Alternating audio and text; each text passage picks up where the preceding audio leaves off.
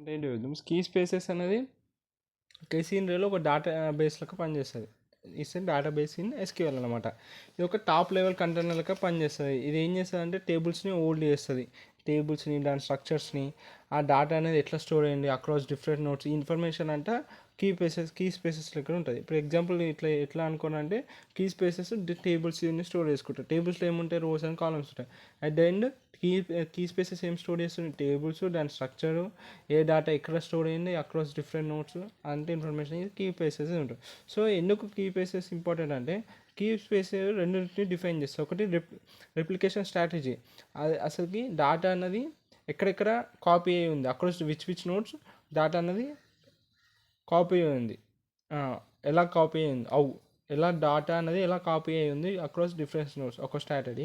ఇంకోటి replication factor, ఎన్ని copies of data అనేది ఉంచాలి, how many copies of data to keep. So ఇది ఇట్లా రెండు ఉంటాయి అర్థమైన కీ స్పేసెస్ రెండు డిఫైన్ చేస్తాయి. ఒకటి రిప్లికేషన్ స్ట్రాటజీ, ఇంకోటి రిప్లికేషన్ ఫ్యాక్టర్. కోడ్ చూస్తే మీకు అర్థమవుతుంది. ఇప్పుడు నేను చెప్తా, ఇది కోడ్ సింటాక్స్.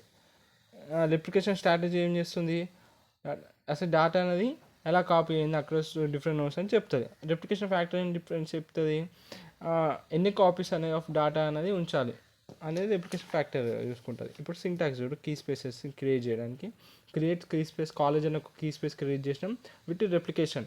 సో అలా క్లాస్ సింపుల్ స్టోరేజ్ రెండు టైప్స్ ఆఫ్ క్లాసెస్ ఉంటాయి.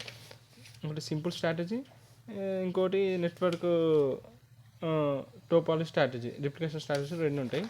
ఓకే, ఇంకా క్లాస్ తీసుకొని సింపుల్ స్ట్రాటజీ తీసుకున్నాడు, రిప్లికేషన్ ఫ్యాక్టరీ 3 ఉన్నాడు. ఇప్పుడు దీన్ని ఎక్స్ప్లెయిన్ చేస్తాడు ఈ కోడ్ని. ఏమంటున్నాడు, క్లాస్ సింపుల్ స్ట్రాటజీ ఏదైతే ఈ లైన్ ఉందో అంటే మనం ఒక సింగిల్ డేటా సెంటర్ని యూజ్ చేస్తున్నాం, లోకల్ సిస్టమ్ అనొచ్చు లేకపోతే లర్నింగ్ సిస్టమ్. ఈ రిప్లికేషన్ ఫ్యాక్టర్ 3 అని ఉంది కదా, దాని అర్థం ఏంటంటే డేటా అనేది 3 డిఫరెంట్ నోట్స్ పైన కాపీ అయింది. ఎందుకు కాపీ చేసినాం 3 డిఫరెంట్ డేటా అంటే ఫాల్ట్ టాలరెన్స్ని ఎఫెక్ట్ చేయాలి. అంటే ఎప్పుడైనా ఒక ఫైల్ ఫెయిల్యూర్ అయినా మిగతా 2 కాపీస్ ఉంటాయి బ్యాక్ ఎండ్లో సేఫ్ కోసం, అందుకే అట్లా చేసినాం. ఒక కీ స్పేస్ని యూజ్ చేయాలంటే ఇట్లా యూజ్ చేస్తాం, యూజ్ కాలేజ్. ఎందుకంటే కాలేజ్ అనే కీ స్పేస్ ఆల్రెడీ క్రియేట్ చేసినాం కాబట్టి దాన్ని యూజ్ చేయాలంటే యూజ్ కాలేజ్ వాడతాం. ఏదైనా కీ స్పేస్ని డిలీట్ చేయాలంటే డ్రాప్ కీ స్పేస్ దాని పేరు పెడితే డిలీట్ అయిపోతుంది. ఇప్పుడు టైప్స్ ఆఫ్ రిప్లికేషన్ టైప్స్ రెండు ఉంటాయి. ఒకటి సింపుల్ స్ట్రాటజీ, ఇంకోటి network topology strategy. Single strategy ఏమవుతుందంటే సింగిల్ నోడ్ని యూజ్ చేస్తాం ఆ టెస్ట్ ఎన్విరాన్మెంట్ని. లేకపోతే ఈ నెట్వర్క్ టోపోలజీ స్ట్రాటజీలో ఒక prediction with multiple data centres ఉంటుంది రెండు.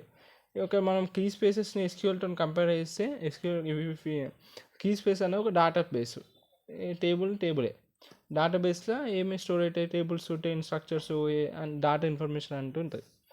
ఎగ్జాంపుల్ కోడ్ ఇది, ఒక కీ స్పేస్ క్రియేట్ చేసిన స్కూల్ అని వీటి class simple strategy replication factory 2 అంటే దాని అర్థం ఏంటిది, 2 కాపీస్ అనేవి క్రియేట్ అవుతాయి. ఇప్పుడు ఈ కీ స్పేస్ని వాడు యూజ్ చేసుకోవాలంటే ఏం చేయాలి, యూజ్ కీవర్డ్ వాడాలి.